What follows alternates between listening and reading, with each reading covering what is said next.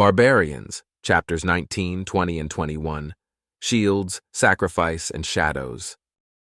I wear this crown of thorns upon my liar's chair, full of broken thoughts I cannot repair. Beneath the stains of time, the feelings disappear. You are someone else. I am still right here, Johnny Cash. Hurt. I know, 9-inch nails, blah, blah, blah, but this is Johnny freaking Cash. This is TNN, the Tetrarchy News Network. Reports are still coming in regarding the Second Battle of Hewholooksskyward, where Tetrarchy forces have successfully liberated the planet.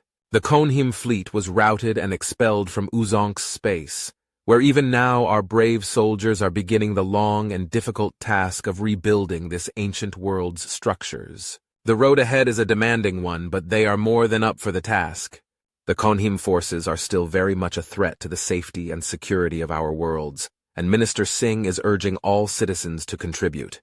More soldiers and pilots are needed to fight. More citizens are needed to man the fabricators. So it is up to you to make a difference. Sartor, Ophipteran, Ronan, human, 4 races united as one to keep us free. Every day brings us one day closer to victory. Are you doing your part? Pain. Nasat's eyes slowly fluttered open as he struggled to make sense of what he was seeing. Every part of his body was in agony, and when he tried to sit up, a wave of nausea slammed into him, dropping him back to the ground like a stone until it finally subsided. He took a deep breath and tried again, moving slower this time, as he eventually managed to work his way up to a kneeling position. His helmet and weapon had been ripped away, his vision still blurred as he began scanning the terrain around him. He recognized none of it. A shattered Ronin tank lay half buried in the sand nearby, dead and silent. As he rose shakily to his feet, Nasat stumbled about in a circle, looking for survivors. But in that still moment, nothing moved. Sartor and human bodies lay strewn across the landscape, scattered around the craters dotting their line of retreat. It was a holocaust, and for a moment Nasat feared he would go mad at the sight of the devastation that surrounded him. Somehow his canteen had stayed with him, and pawing at his with trembling hands, Nasat upended it and drank greedily, washing the grit and blood from his mouth.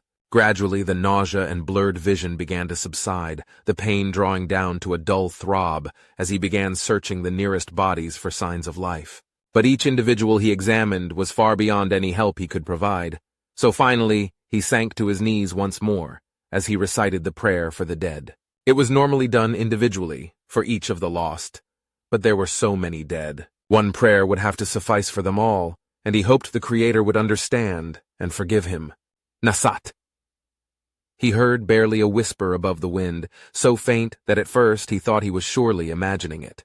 But as he opened his eyes and looked around, one of the corpses was struggling to move, and as he went to their side, he realized with a start it was Sergeant Lin himself. "Sergeant," he said in amazement, "are you all right?" But as the words were passing his lips, he realized the stupidity of the question. Lin's lower extremities were shattered, with flecks of blood being coughed out with each and every breath. No, Lin managed to get out. Not all right at all.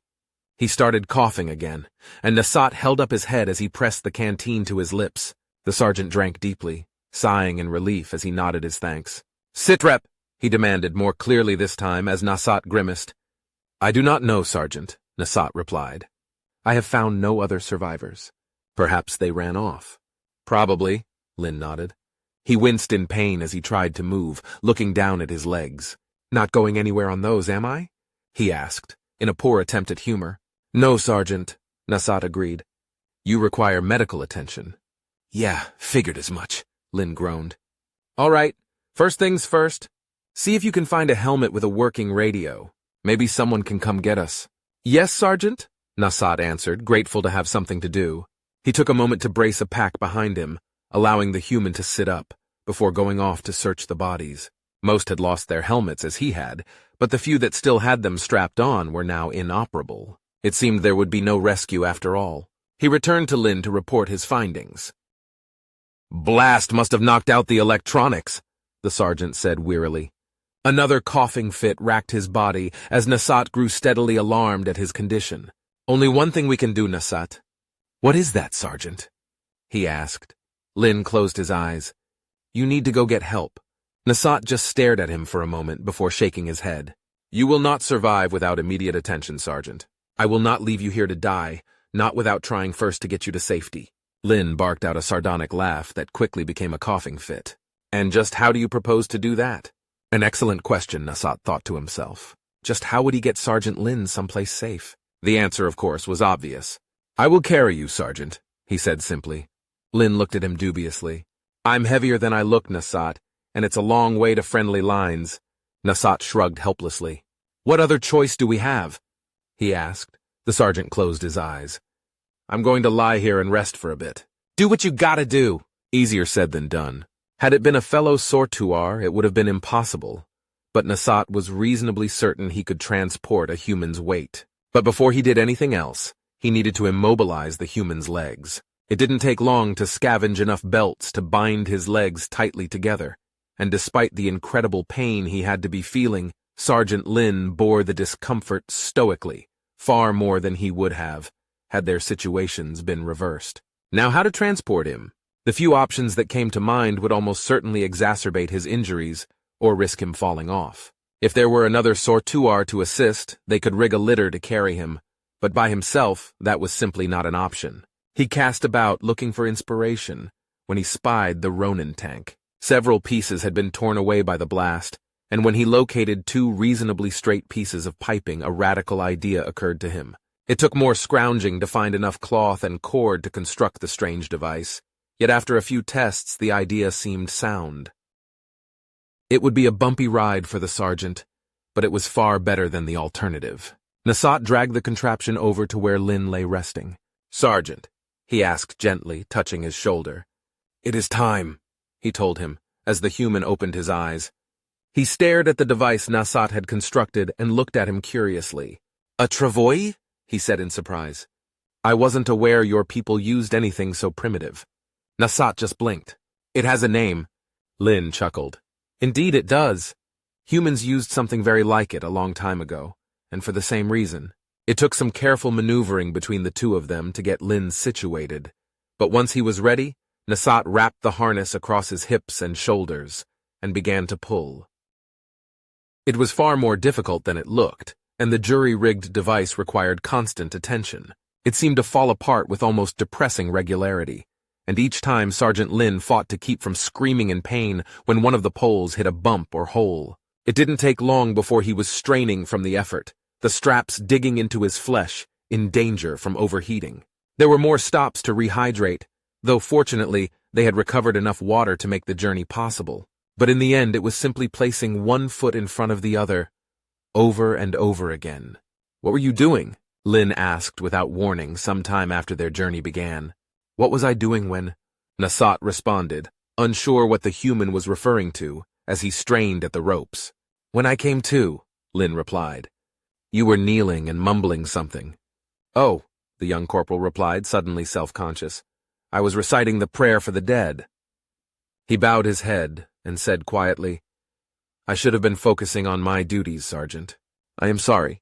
Lin was silent for a long time. "You were a priest, right?" "Before," he said at last. The term was incorrect, but its meaning clear enough. "Yes, Sergeant, I was—" There was another period of silence, as Nasat struggled with his burden, before Lin finally responded. "Everyone should have words said over them," he said softly. "I'd hope you do the same for me. When the time comes." Nasat froze in his tracks. Slowly he craned his neck around to look at Lin, who to his surprise was returning his gaze. "It would be my honor," Nasat whispered. He turned away, taking up his burden once more, unsure what to make of what had just transpired between the two of them. He had once lived in terror of this human, only to discover he was far more than he had previously seemed. Nasat had grown to respect the man who had tried to teach him and the others the ways of war, but there had still been the knowledge that he was the other, someone not of his tribe, one whose ways and beliefs would be forever foreign and inscrutable. So what did that make him now? Nasat had long since lost track of time. There was only the trek, the unceasing agony of his body as it cried out in protest. The only thought left in his fevered brain was to keep moving forward, to not stop. Left foot, right foot, left foot.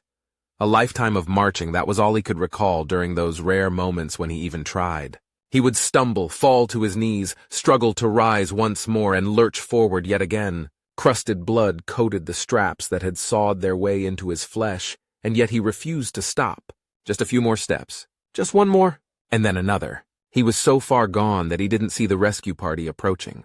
Didn't hear Rykret's sobs of relief. Didn't feel her arms easing him down as he lost consciousness, or the ambulance carrying them back to the medical tent. Just that finally, he could rest. And the battle's just begun. There's many lost, but tell me who has won.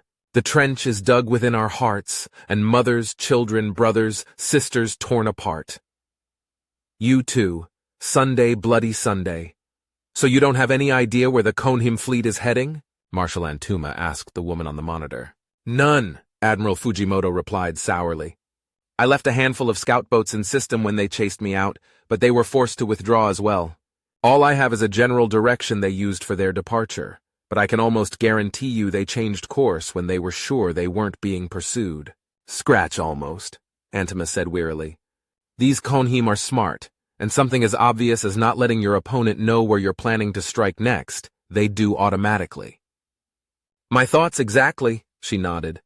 That gives them a lot of possible targets, Marshal. How can we hope to cover them all? We can't, he said quietly.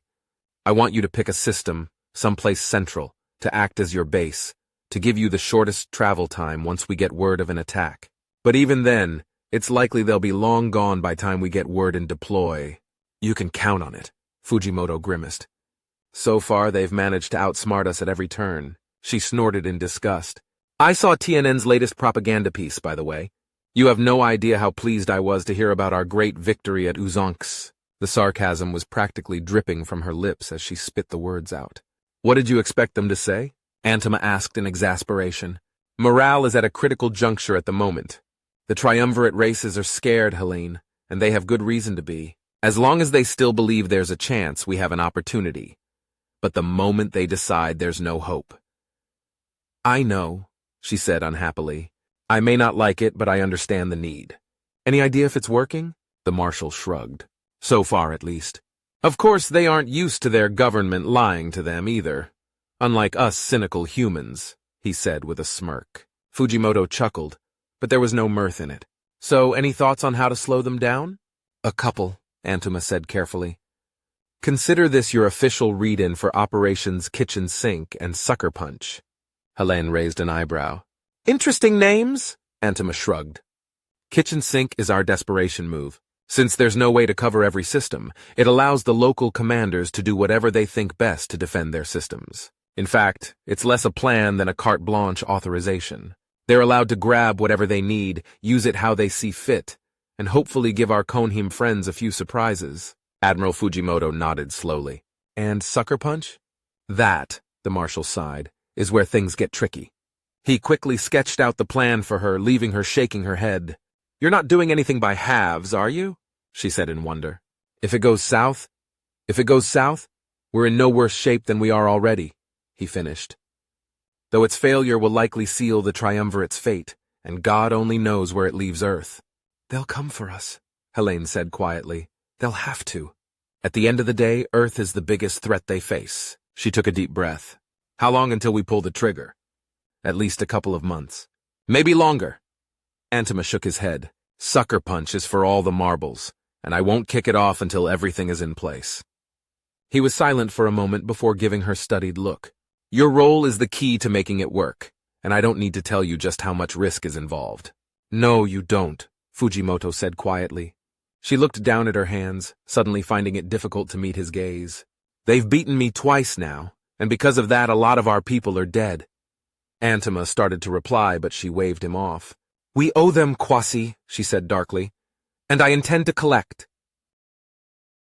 Nasat carefully pulled on his uniform tunic, mindful of the several still tender spots from his trek. The last portion of his journey was still a blur, and it wasn't until a couple of days later that he had his first clear memories, waking up on a cot in the medical tent. Even now, he was still amazed they'd made it. Sergeant Lin was barely alive when they'd found them, and even after they'd been brought back, it had been touch and go.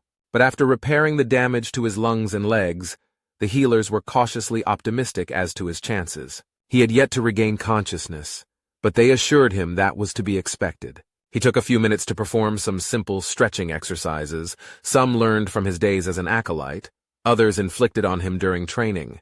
But by time he finished, he was feeling much more limber, and the pain had mostly subsided. There were still a few formalities that needed to be addressed. The humans only thought they were the masters of what they called red tape, but he was eager to leave this place and resume his duties. Despite the relatively minor injuries he had suffered, the enforced idleness had grated on him. After conferring with the healer assigned to his case and receiving his blessing, Nasat signed out of the medical tent and was issued a replacement weapon and gear. None of it was new, and he tried very hard not to think what had become of their previous owners. Nasat! He turned at the sound of his name, smiling when he saw Rykret approaching.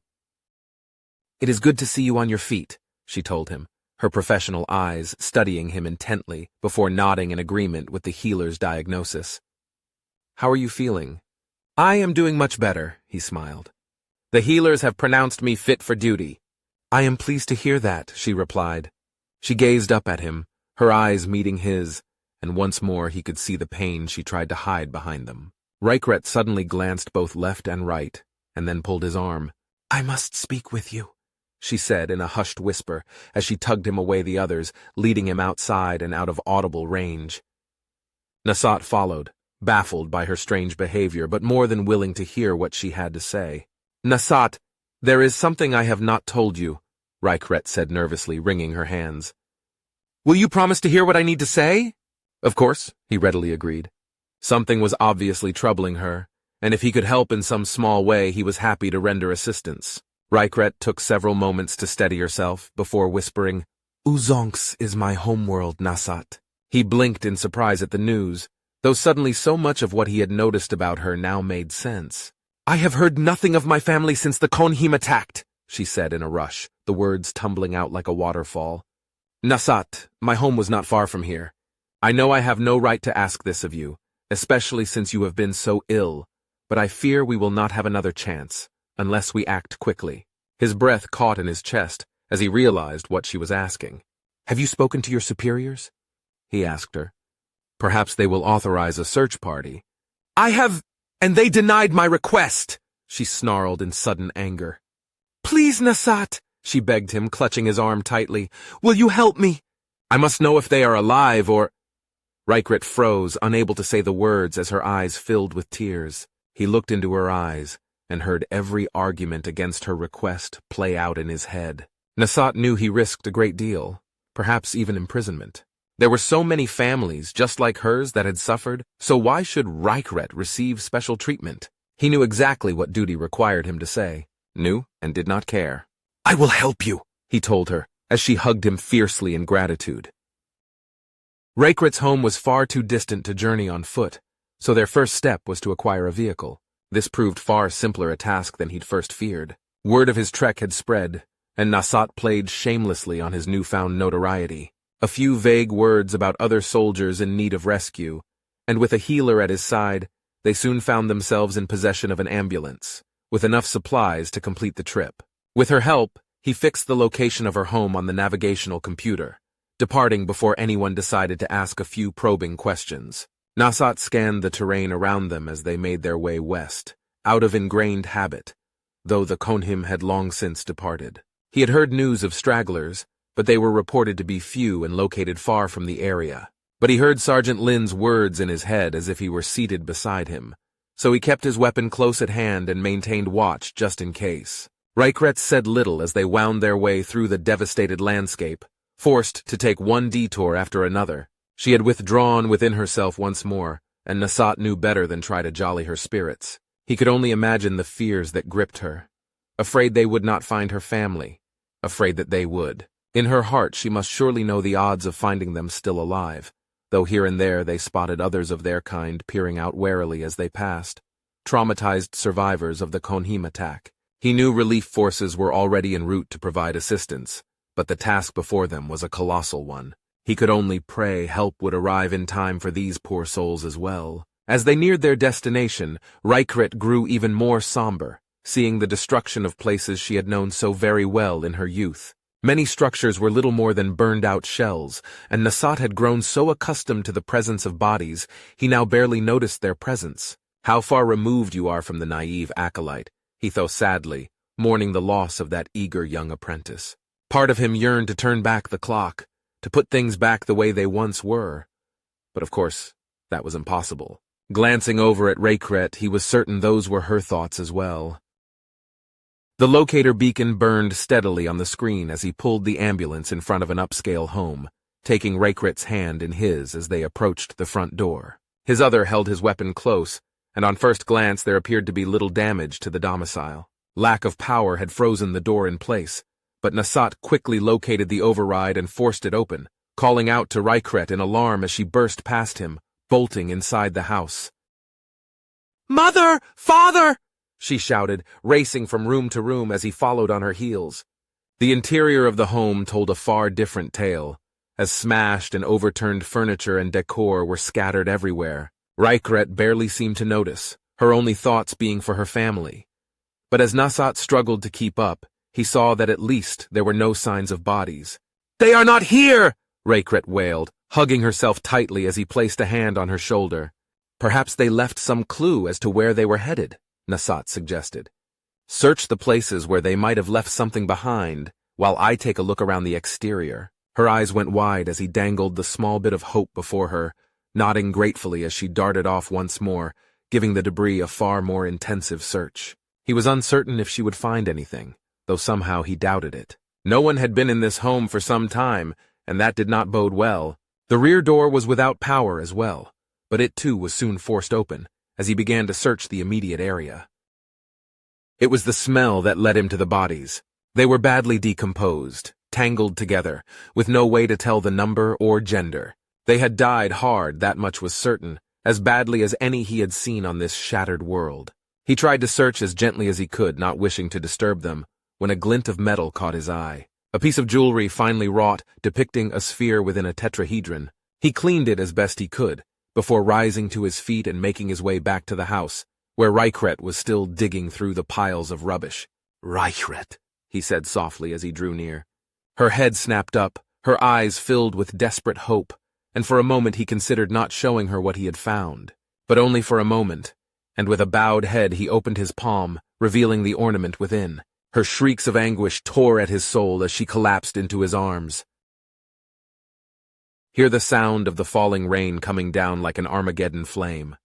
The shame, the ones who died without a name, hear the dogs howling out of key.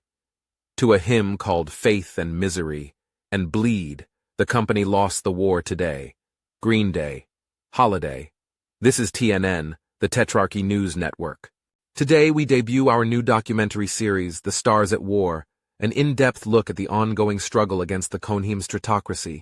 With archived footage of the actual battles as they took place, interviews with military and government leaders, as well as ordinary citizens, it is our hope to offer a fair and balanced examination of the largest conflict the Tetrarchy has ever faced.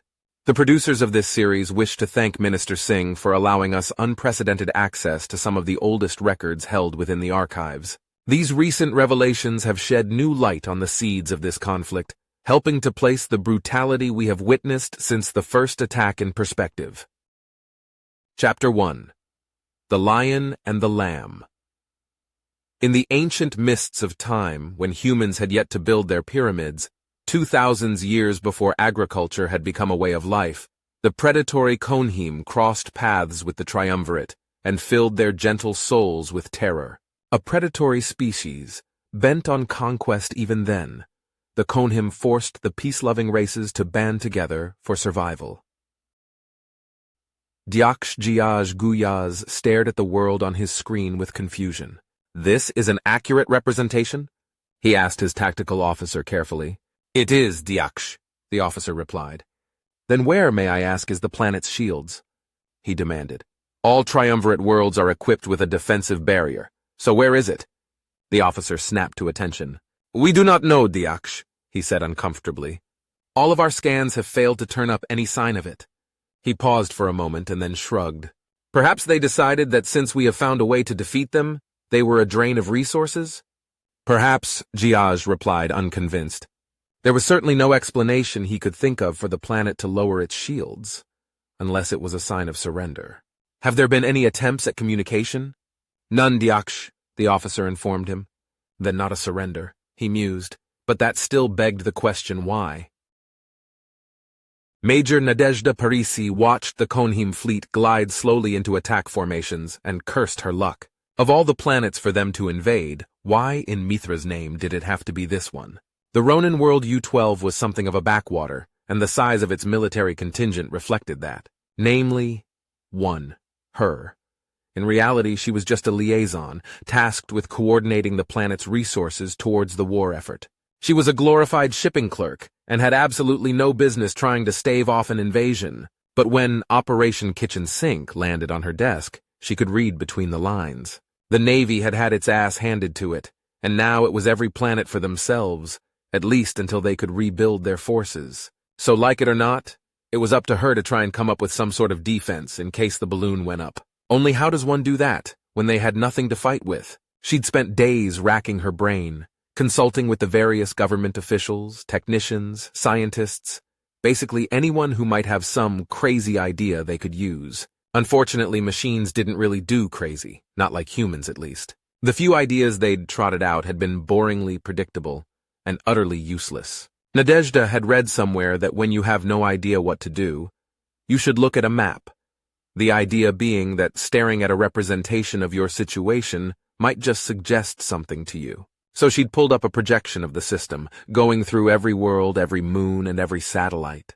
What did they have and what could they use? It was when she stumbled across the massive shield generators that a manic grin appeared on her face. They already knew the shield was useless against the Konhim. Their ships would fire a brace of missiles, and minutes later the shield was down.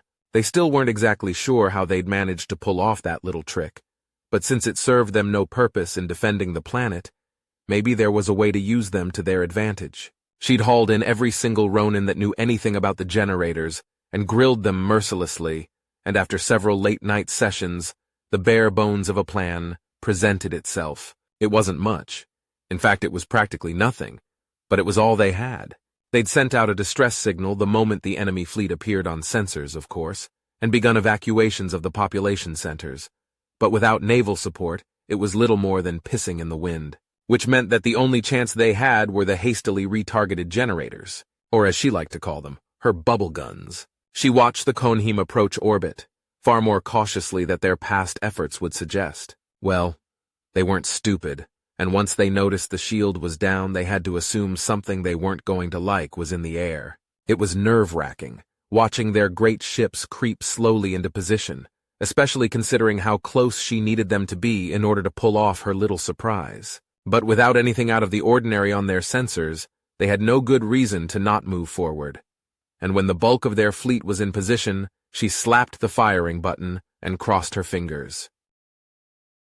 Diaksh, Giaj Guyaz stared in shock as a handful of shields, much smaller versions of the one normally surrounding the planet, suddenly appeared in space, each of them surrounding one of his ships. "What is this?" he demanded, as his bridge crew struggled to make sense of the data that was just starting to come in. "We are not sure," his science officer announced, "but it appears the enemy has found a new purpose for their shields." "Suggestions?" Giaj asked them with a calm he did not feel.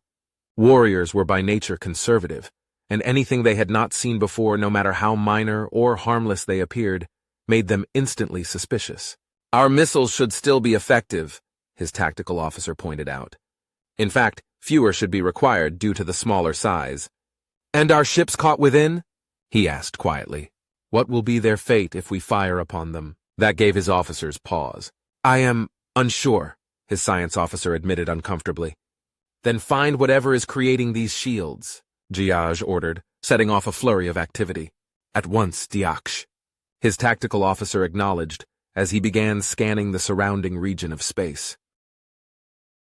Major Parisi grinned to herself as the enemy fleet suddenly came to a halt. That had certainly got their attention. They'd start looking for the generators, of course, but it would take time. They were heavily shielded, and while they wouldn't stay hidden from a detailed search forever, all she needed was a few minutes to get her licks in. "Time for Phase 2, she thought to herself as she tapped the second control. Diaksh Giaj Guyaz jumped to his feet in alarm as the shields surrounding his ships suddenly began to shrink. "What is happening?" he demanded. His science officer stared at the monitor in shock before turning to face him. "It appears the enemy is attempting to crush our ships with the shields, Diaksh," he replied. "Based on the speed of the shrinking field and its field strength, it is almost certain they will succeed," he informed him. Giaj gripped the knife at his waist tightly. "Then we have little choice," he growled. "Fire the breakers." Major Parisi's eyes gleamed as the missiles sped away from their ships, targeting her bubbles. Without more data, how the enemy used them to break the shields, she had no idea what their effect would be, but she was fairly certain it wouldn't be good news for their friends. Crushed like a beer can or friendly fire? Not much of a choice. In fact, she was amazed how well her mad plan was working.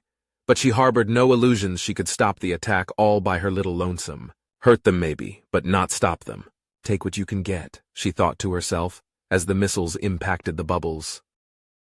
The breakers slammed into the shields surrounding each of the vessels, and one by one they vanished from their sensors, along with 3 of the trapped ships. 2 more belched air and plasma, staggering out of position as their crews struggled valiantly to save them. "Diaksh, we have located the generators powering the shields," his tactical officer howled in triumph. "Target those generators and fire!" Giaj shouted. Major Parisi winced as the generators went offline, one after another. She'd shot her bolt, which meant the only thing left to do was try and survive what was coming next. Nadezhda grabbed her weapon and survival gear, dashing out of the command center and into the vehicle reserved for her personal use. In less than a minute, she was racing out of the city, along with all the other refugees trying to get clear. She'd included a download of her plans along with the distress signal, and maybe someone else could use her idea elsewhere, though she doubted it.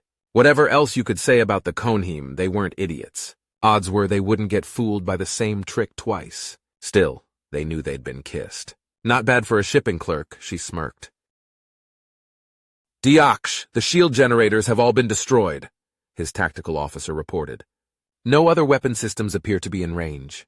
Giaj took his place once more, gazing out at his fleet. These humans were clever. He had to give them their due, but clever was not enough. "Once our ships are in position, begin the bombardment," he ordered. "Let us see how clever they feel now." "At once, Diaksh," his tactical officer acknowledged. Less than 40% of U-12AS population survived the follow-on attack. Major Nadezhda Parisi was not among them.